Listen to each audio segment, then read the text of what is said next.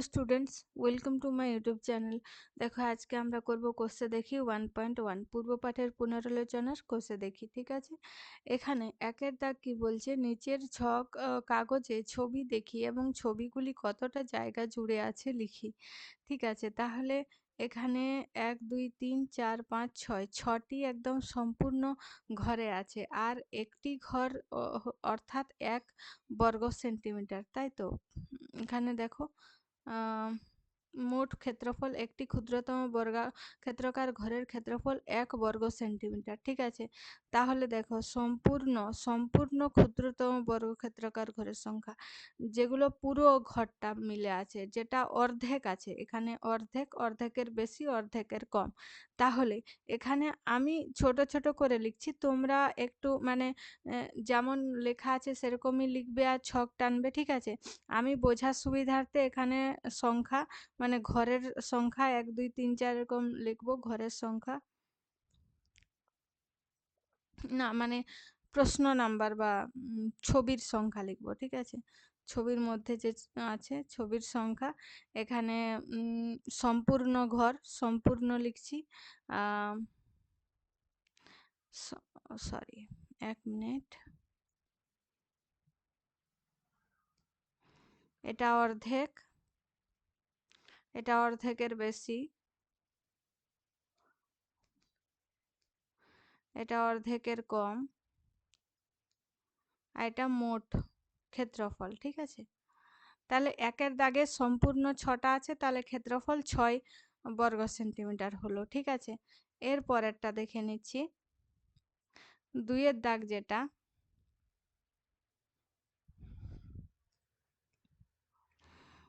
2 এর দাগে আমরা দেখতে পাচ্ছি এই একটি সম্পূর্ণ ঘর। ঠিক আছে, তাহলে সম্পূর্ণ ঘর আছে একটি, 2 এর দাগে সম্পূর্ণ ঘর হচ্ছে একটি, এরপরে অর্ধেকের বেশি, তাহলে অর্ধেক হচ্ছে এইটা, এই রকমটা অর্ধেক, এই রকমটা।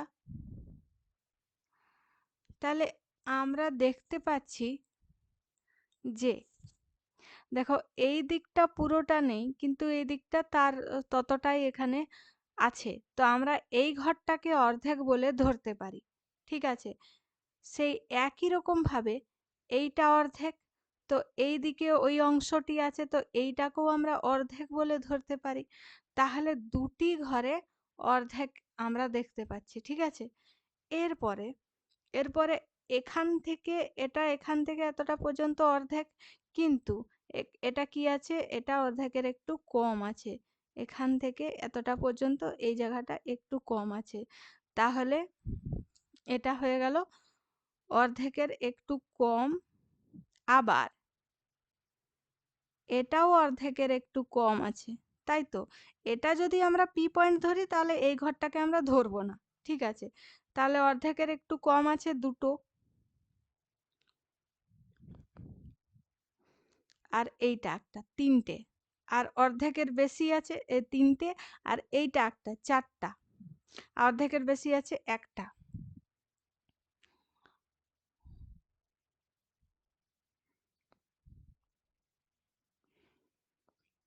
তাহলে এখান থেকে এটা 1 বর্গ সেন্টিমিটার, এটা আমরা ধরে নিচ্ছি। ঠিক আছে, এইটা এটা 1 হয়ে গেল।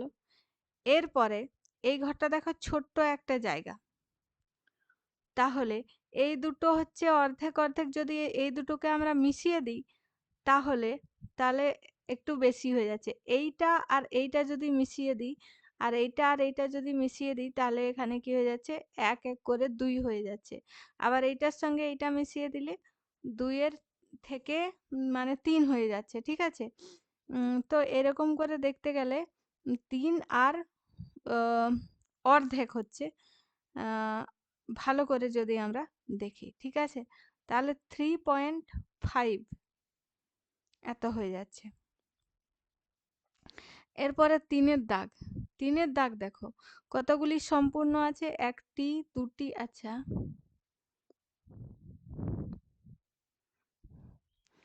একটি সম্পূর্ণ ঘর, দুটি, তিনটি, চারটি, আবার এটাও সম্পূর্ণর মতোই আছে, 5টি, 6টি, 7টি, 8টি। আচ্ছা, এই যে জায়গাগুলো বেশি আছে এগুলো এখান থেকে নিয়ে নিচ্ছি, বলছি আমরা সম্পূর্ণ আছে, ঠিক আছে?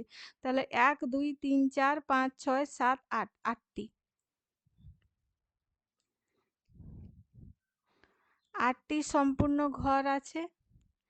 এরপরে এটা অর্ধেকের বেশি, অর্ধেকের বেশি, এটা অর্ধেকের বেশি, এটা অর্ধেকের বেশি, এটাও অর্ধেকের বেশি, ঠিক আছে? এটা তো, হ্যাঁ, এটা তো অর্ধেকের বেশিই আছে, তবে এটাতেও অর্ধেকের বেশি আছে।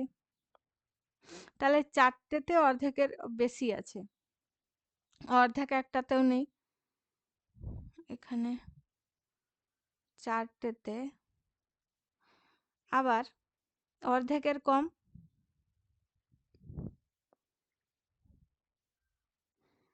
এটাতে অর্ধেকের কম, এটাতেও অর্ধেক, অর্ধেকের একটু বেশিই আছে, এটাতেও না, বা অর্ধেক আমরা বলতে পারি।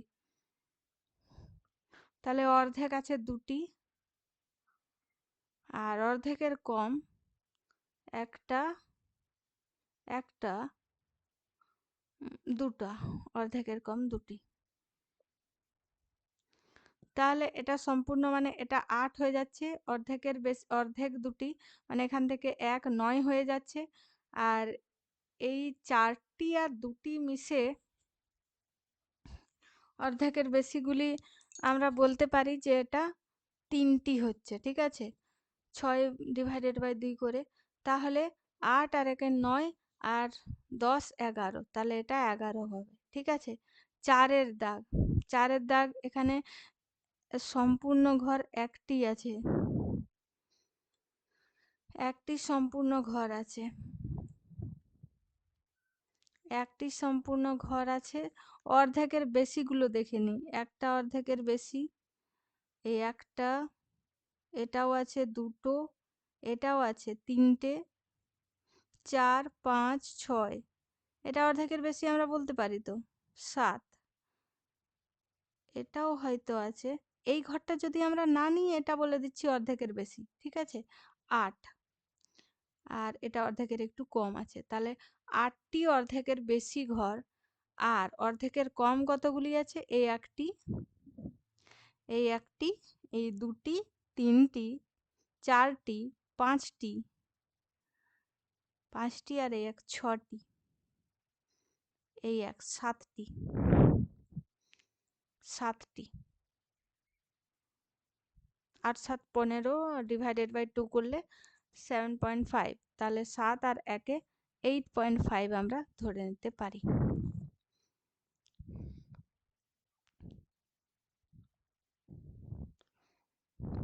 ঠিক আছে, এরপরে দেখো, এটা একটা ঘর,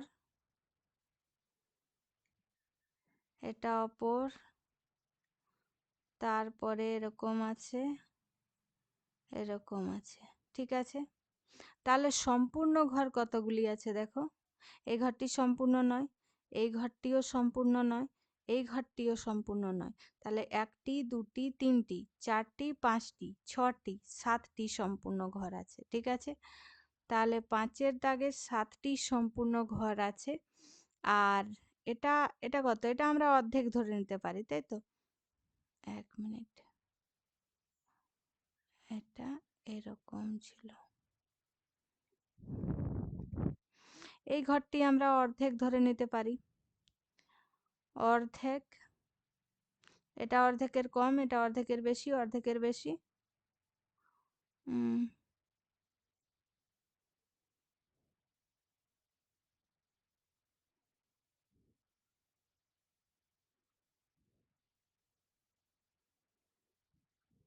এই জায়গাটাই যদি আমরা ধরে নিই, তাহলে এটা অর্ধেক হচ্ছে, এটা অর্ধেক, এটা অর্ধেক, ২টি অর্ধেক ঘর আছে।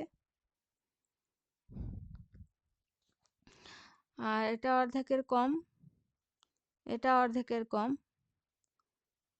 এটা অর্ধেকের বেশি, এটা অর্ধেকের বেশি, ২টি অর্ধেকের কম, ২টি অর্ধেকের বেশি। আচ্ছা, এটাতে 0 ছিল, ঠিক আছে? তাহলে 7 আর 1 8, আর এটার থেকে আমরা দুটি ঘর পাবো। 8 2 10, ঠিক আছে, 10 হয়ে গেল। এরপরে 6 এর দাগ। 6 এর দাগ এখানে দেখো,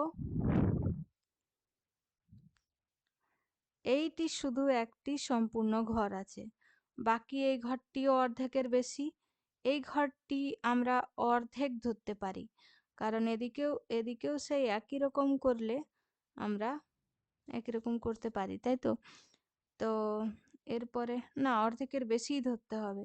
এটাও অর্ধেকের বেশি, এটাও অর্ধেকের বেশি, এটাও অর্ধেকের বেশি, এটাও অর্ধেকের বেশি, এটাও আর এটাও। তাহলে 1 2 3 4 5 6 7 8, 8টি অর্ধেকের বেশি। তাহলে 6 এর দাগ 1টি আর অর্ধেক, এটা 8টি, এটা 0। তার মানে এখান থেকে 4টি ঘর পাবো আর এখান থেকে 1টি, 5টি। ঠিক আছে। এরপরে 7 এর দাগ। 7 এর দাগে একটি সম্পূর্ণ ঘর আছে, এটা অর্ধেকের বেশি,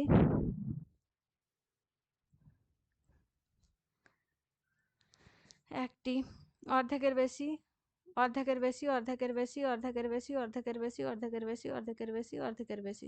তার মানে 1 2 3 4 5 6 7 8টি।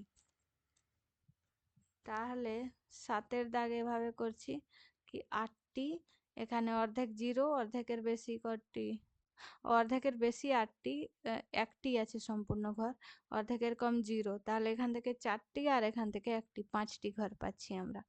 ঠিক আছে। এরপরে 8 এর দাগ। 8 এর দাগটা দেখে নাও, এখানে কি আছে, এটা একটা ঘর, এরকম ভাবে গেছে লাইনটা, এই লাইনটা এরকম ভাবে গেছে, এগুলো লাইনগুলো এরকম ভাবে এসছে।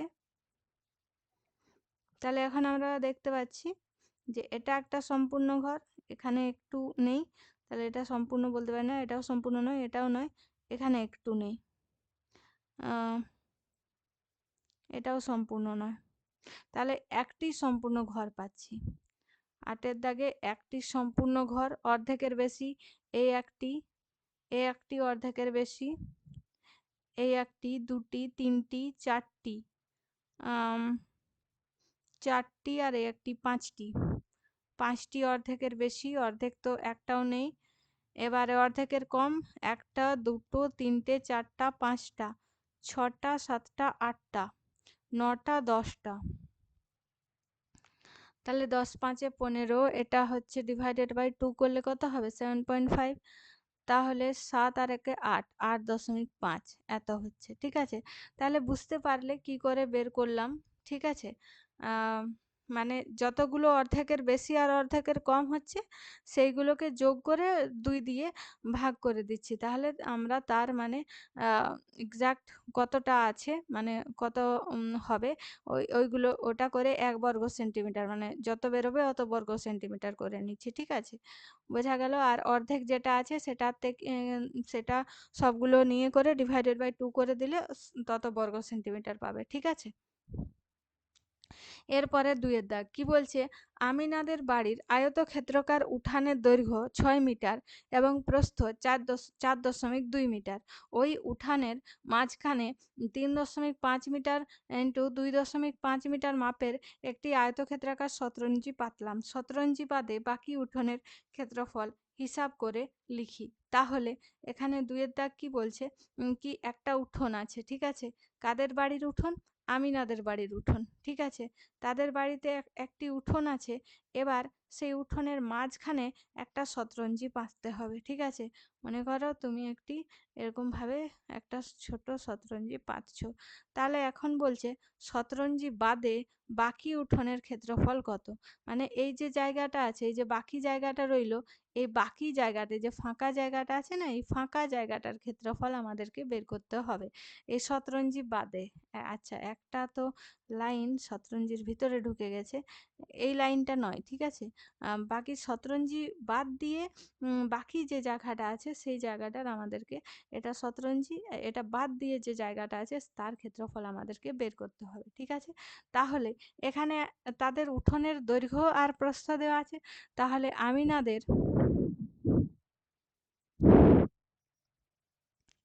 বাড়ির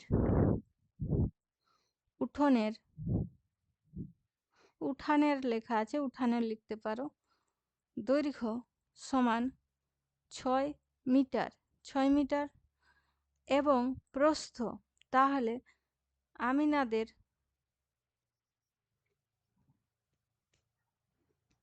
বাড়ির উঠানের প্রস্থ সমান 4.2 মিটার। আমিনাদের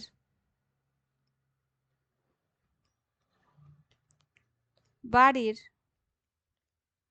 উঠানের ক্ষেত্রফল কত হবে? দুটোকে গুণ করতে হবে, দৈর্ঘ্য গুণিত প্রস্থ সমান ক্ষেত্রফল, তাই তো? তাহলে 6 গুণিত 4.2 এত বর্গ মিটার।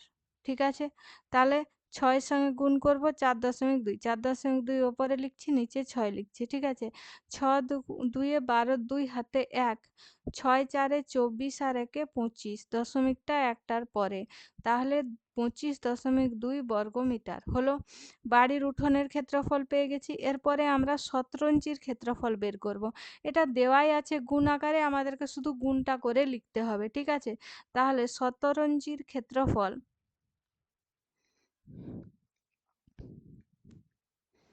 সমান কত আছে? 3.5 গুণিত 2.5 মিটার। এবার এটাকে গুণ করব, 3.5 গুণিত 2.5, 5 5 25-এর 5, হাতে থাকে 2, 5 3 15, 2 17। এবারে ক্রস চিহ্ন দেব, 5 2 10-এর 0, হাতে থাকে 1, 3 দুগুণে 6 আর 1 কত হয়ে যাচ্ছে? 7। তাহলে 5 এবারে যোগ করব, 7 আর 1 8। দশমিক দেখো, এখানে একটার পরে দশমিক আছে, এখানেও একটার পরে দশমিক আছে। ডান দিক থেকে দেখব, তাহলে মোট দুটো সংখ্যার পরে দশমিক আছে, এখানেও দশমিকটা আমরা দুটো সংখ্যার পরে দেখব ডান দিক থেকে। ঠিক আছে, এই যে 5 তারপর 7 তারপরে দশমিক দেব, তার মানে কত হয়ে যাচ্ছে? 8.75 এত বর্গ মিটার। ঠিক আছে, এখানে বর্গ লিখতে হবে, এত বর্গ মিটার। ক্ষেত্রফল মানে দুটো মিটারের গুণ হচ্ছে, তো সেই জন্য এটা বর্গ মিটার। অতএব বাকি উঠানের ক্ষেত্রফল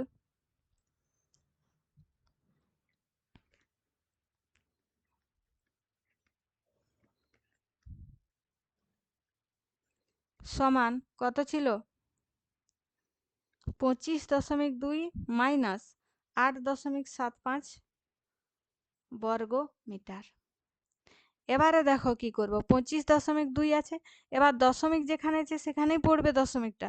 দশমিকের আগের দিকে 8 আছে, তো 8 লিখবো, পরের দিকে 7 5 আছে, তো এদিকে 7 আর 5 লিখবো, এরকম ভাবে। ঠিক আছে, 2টা 0 2 লেখা যাবে না, কিন্তু 2 এর পেছনে একটা 0 দিতে হবে। ঠিক আছে, এরপরে বিয়োগ করব, তো এখানে 5 আসবে, 7 আর 1 8, 8 কত দিলে 12 পাবো? 8 4 12।